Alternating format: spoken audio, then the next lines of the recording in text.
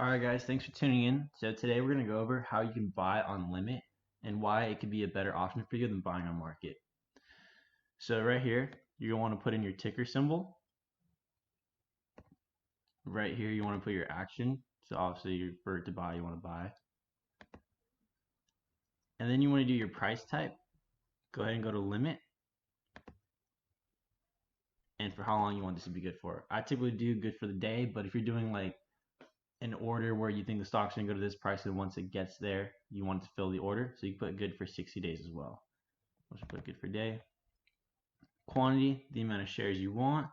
You just put like 10. It's fine. All or none is only if you have, I think it's like 300 or so. And that basically means that when you put that order, you either do all the shares in one fulfillment.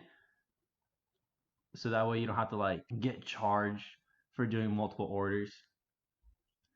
And then you put your limit price. Typically what I do, I put it in between the bid and ask. This is after hours right now, but let's say like the bid price would be 24, 27, and then the ask would be like 24, 30. I put it like 24, 28, something like that. And then that's it. You'll hit preview, and then you'll hit place order, but I'm not going to place the order. But yeah, that's it. Thanks for watching. Remember to like, comment, subscribe for more future content.